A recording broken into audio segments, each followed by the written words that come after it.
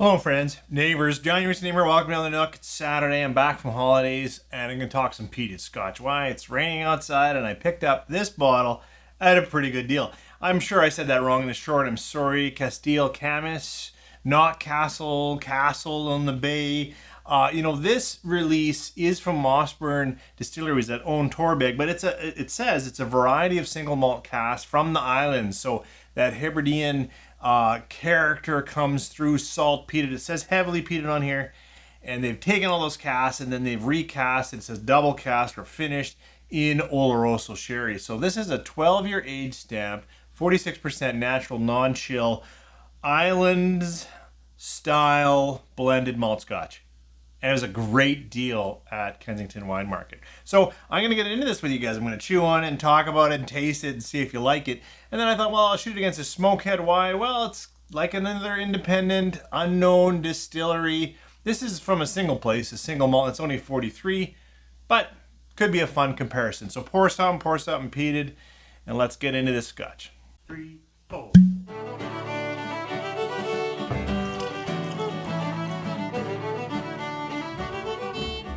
Thanks for staying with me. Let's see, again, I don't know if it's Caisteal Chamuis?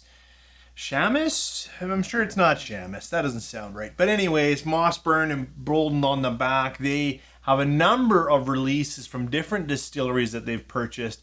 The person that talked to me about this at Kensington said, oh, well, this is like they were getting Torabhaig going, so they wanted to release this to, keep the cash moving along while Torabhaig was getting built. Well, maybe. But it is, as I said, it's a 46%er natural non-chill. We love that. It's got barrels from a variety, it says, from a variety of distilleries on the islands. And it's got that classic Hebridean style malt. So, and then it says heavily peated and it says finished in Oloroso casks. So, a lot of information, beautiful color. I like the whole presentation and it's on a good deal right now. It's earthy peat for me. It's kind of sweet and earth, a little bit of smoke, a little bit of smolder. There's some iodine in there. It's not like hello, but it's there. There's some iodine, there's peat, there's funky notes. There is some sweet fruits. Right now, I can't really say that's all that resinous Oloroso. It's just kind of a fruity sweetness that's cooking around in that earthy, slightly iodine peat. It evokes sense of saltiness. I had a salted pretzel on holidays, and it's got a little bit of that kind of boiled tang kind of going on.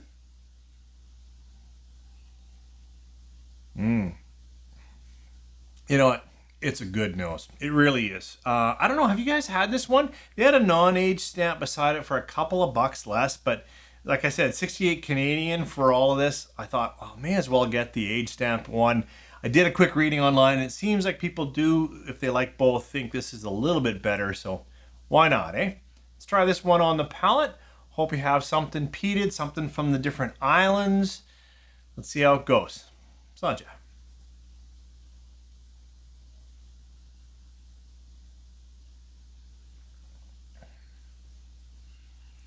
Okay, that told a story in the sip. I will say right up front, like hit, I had way more red fruit sweetness, that nice Oloroso, than I remember. I haven't had a lot, but I had a little bit on the holiday, and I remember thinking, oh, I wanted more Oloroso notes. I got them there. And then it went right into a little bit more heavy peat. It does say heavy peat, but a little more coal, a little more iodine, a little more fuel, a little darker peat. Let's try another sip. Bunch of.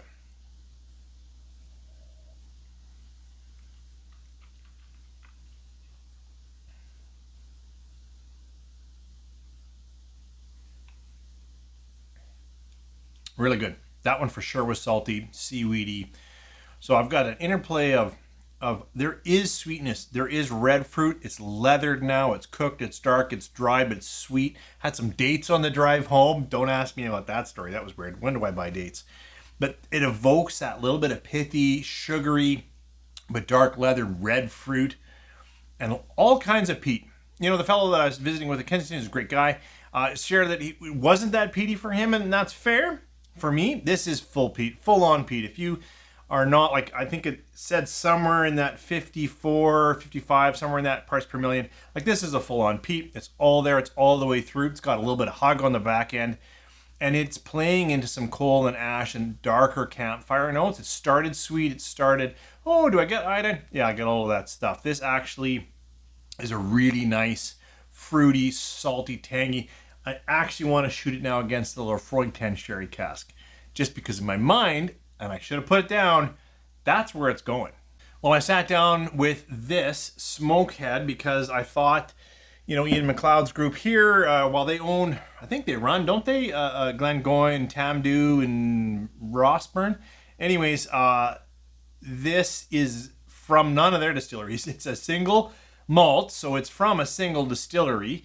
And, you know, when I first had this and the color, and I thought, oh, it's got to be only ex-bourbon. But on the back, it talks about intense peat and fresh sherry. So there is a mix of sherry and ex-bourbon casking in here. It's 43%, so it's lighter than this. In contrast, I've cleared my palate as best I could, comparing peated whiskeys. Clearing your palate's a little bit hopeless. On the nose.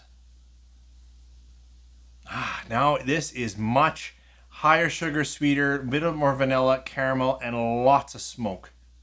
Hence the name. Yeah, I got souring now, souring lemon curd.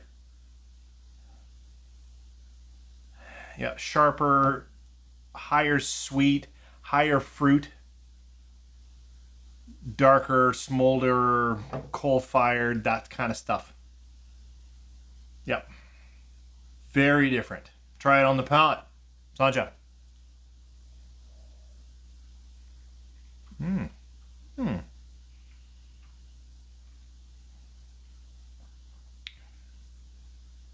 Quite surprised at the toffee caramel notes. I don't even know, does it mention that? Mentions fruity. No. Sherry, iodine. Oh, it says toffee.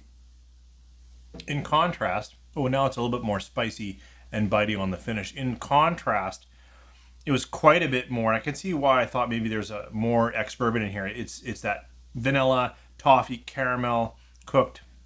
The smoke that held up in the nose isn't a bunch of earthy peat. This isn't Peated, it's Smokehead, and that's the palate too.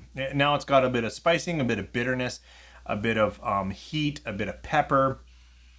I think this actually has that burst of sweet whiskey, which is nice, but it actually kind of falls apart. Now it's just kind of like old ashtray. I've been smoking a bit. I've got a little bit of that, you know, exhale smoke stuff. Not that I smoke a lot, but we've all been there.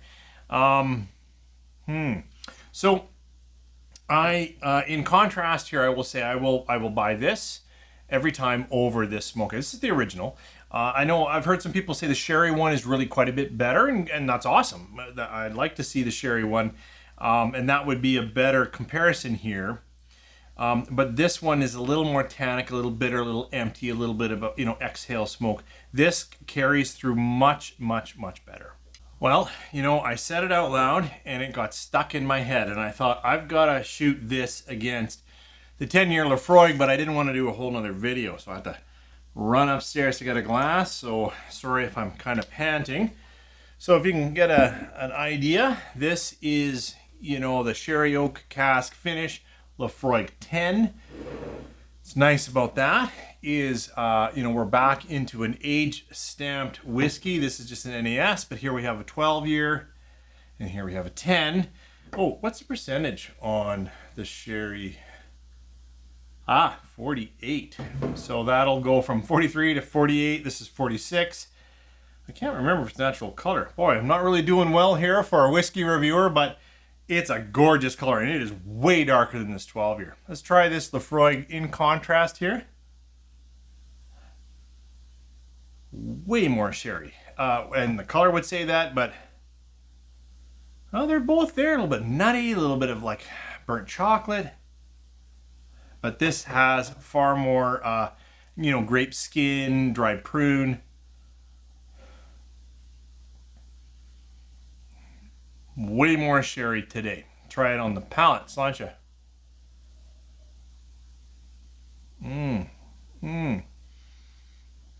I don't know what's me and noises today, but it is sweet, thick, resinous. And then that peat comes around, starts to say hello and smolder. Yeah, there's some iodine hug in there. There's some smoke, fire, that kind of stuff. Less smoke, more fire, more earth, more... Wow, another sip just because I'm on holidays. Different again. These three, if you haven't spent a lot of time in peat and peated Scotch, you're going to get that in all of these. It is a prominent hello across them all. And now this is getting a little barky on the back end, I want to say, a little bit tannic and bitter. But right now, this is actually pretty good. Not terribly complex, but actually had lots going on for me. So that's kind of contrast. For me, this was nice. And it was a good balance of different salty, peaty, seaweedy, but still some Oloroso. This one, very much smoke on the nose. That's the name. That's what they're going for. Less in the palate, but sweet toffees and vanillas. But then a little bit of old ashtray kind of faded away. This, from Hello, is resinous, sweet, sherry, thick, and of course that Laphroaig iodine. They're all excellent. What's my favorite today? Darn. From Hello, this one, certainly between these two, this one. So nothing wrong with this. Caisteal Chamuis, I don't know, I'm sure I'm saying that wrong, but that castle on the bay, I would definitely say this is a good one. If you like peated Scotch in the Calgary area, go pick it up. No one pays me. Someone else said that. Like, does someone making this? No one pays me to do any of this stuff whatsoever. And I just found this on a good deal. I like it. So, what are your thoughts?